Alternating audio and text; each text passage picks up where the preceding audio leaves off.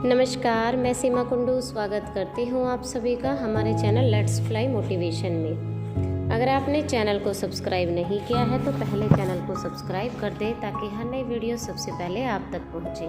तो चलिए शुरू करते हैं। आज के हमारे फेमस पर्सनैलिटी महान व्यक्तित्व हैं Isaac Newton. Sir Isaac Newton England के एक महान वैज्ञानिक थे। उन्होंने गुरुत्वाकर्षण का नियम और गति के सिद्धांत की खोज की। वे एक महान गणितज्ञ, भौतिक वैज्ञानिक, ज्योतिषी एवं दार्शनिक थे। उनका शोध फिलोसॉफी नेचुरलिस प्रिंसिपिया मैथमेटिका 1687 में प्रकाशित हुआ, जिसमें सार्वत्रिक गुरुत्वाकर्षण एवं गति के नियमों की व्याख्या की गई थी और इस प्रकार चिरसम्मत भौतिकी की नींव रखी गई। यह विज्ञान के इतिहास में अपने आप में सबसे प्रभावशाली पुस्तक है, जो अधिकांश साहित्यिक यांत्रिकी के लिए आधारभूत कार्य की भूमिका निभाती है। इस कार्य में न्यूटन ने सार्वत्रिक गुरुत्व एवं गति के 3 नियमों का वर्णन किया है, जिसने अगली 3 शताब्दियों के लिए भौतिक ब्रह्मांड के वैज्ञानिक दृष्टिकोण पर अपना वर्चस्व स्थापित किया। न्यूटन ने दर्शाया कि पृथ्वी पर वस्तुओं की गति और आकाशीय पिंडों की गति का नियंत्रण प्राकृतिक नियमों के समान समुच्चय के द्वारा होता है।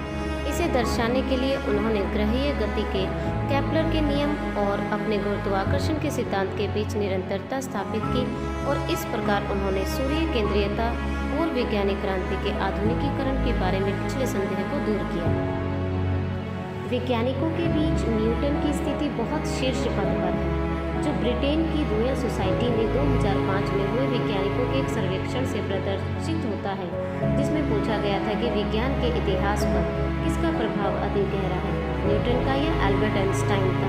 इस सर्वेक्षण में न्यूटन को अधिक प्रभावी पाया गया। न्यूटन अत्यधिक धार्मिक भी थे, हालांकि वे एक अपरंपरागत ईसाई थे। उन्होंने प्राकृतिक विज्ञान, जिसके लिए उन्हें आज भी याद किया जाता है, की तुलना में बाइबल हेरमेन्यूटिक्स पर अधिक लिखा। तो आइए अब हम देखते हैं आइजैक न्यूटन की सफलता के रहस्य। परिस्थितियों के मोहताज न बने। न्यूटन अपने बचपन में अनाथ की स्थिति में रहे, लेकिन वे घबराए नहीं और शिक्षा के क्षेत्र में असाधारण प्रतिभा का प्रदर्शन किया। 27 वर्ष की अवस्था में ही ल्यूकेशियन प्रोफेसर जैसे महत्वपूर्ण पद पर पहुंच गए। वे राजकीय व्यक्ति घोषित किए गए। एक साथ शाही टकसाल के प्रमुख और रॉयल सोसाइटी के अध्यक्ष जैसे महत्वपूर्ण पदों पर काम करते रहे। जीवन के अंतिम क्षणों तक वे इन दोनों महत्वपूर्ण पदों पर बने रहे। नेक्स्ट, विनम्रता न छोड़ें। न्यूटन को अपनी महानता का जरा भी गुमान नहीं था। लगता था विनम्रता उनमें कूट कूट कर भरी थी। विनम्रता व्यक्ति की प्रगति के मार्ग में बाधाएं पैदा नहीं होने देती। अपनी मृत्यु से कुछ दिन पहले न्यूटन ने कहा था कि मैं नहीं जानता कि संसार में मेरा क्या स्थान है, परंतु स्वयं की दृष्टि में मैं सागर तट पर खेलता हुआ वह बालक हूँ, जिसके सामने सत्य का अथाह समुद्र है, जो अभी तक बिना खोजा हुआ पड़ा है, और मैं सीप और पत्थर खोजने के लिए यहाँ वहाँ दौड़ रहा हूँ। नेक्स्ट, कृतज्ञ रहे। न्यूटन अपने पूर्वज वैज्ञानिकों का बहुत सम्मान करते थे। उनके प्रति कृतज्ञता व्यक्त करते हुए वे कहते थे, मैं यदि अन्य लोगों की अपेक्षा दूर तक देख पाया हूँ, कारण यह है कि मैं कई महापुरुषों के कंधों पर खड़ा रहा हूँ। हमें अपने पूर्वजों को नहीं भूलना चाहिए। मैं इतना अधिक और स्पष्ट काम इसलिए कर सका क्योंकि मेरे पूर्ववर्ती वैज्ञानिक कोपरनिकस, गैलीलियो और केपलर मेरे लिए आधार बनाकर छोड़ गए थे। मैंने तो उनके काम को ही आगे बढ़ाया है और आने वाली पीढ़ियाँ मेरे काम को आगे बढ़ाएंगी। नेक्स्ट, काम में पूरे तल्लीन रहे। न्यूटन अपने काम में इतने तल्लीन रहते थे कि उन्हें पता ही नहीं चलता था कि आसपास क्या हो रहा है। एक दिन न्यूटन के मित्र स्टुकले उनसे मिलने आए। न्यूटन अपने काम में तल्लीन थे और उनका खाना मेज पर रखा हुआ ठंडा हो रहा था। स्टुकले ने न्यूटन को डिस्टर्ब करना ठीक नहीं समझा, पर वे उनका खाना खाकर चले गए। थोड़ी देर बाद जब न्यूटन खाना खाने बैठे तो खाली कटोर दान देख कर बोले कि अरे, मैं तो खाना पहले ही खा चुका हूँ। काम में यह तल्लीनता ही सफलता की ओर अग्रसर करती है। नेक्स्ट, कठिन परिश्रम करें। न्यूटन सफलता के लिए कठिन परिश्रम को अनिवार्य मानते थे। उनका तो यहाँ तक कहना था कि यदि मैं कुछ हूँ, यदि भी मुझे इसमें संदेह है, तो केवल कठिन परिश्रम के कारण ही हूँ।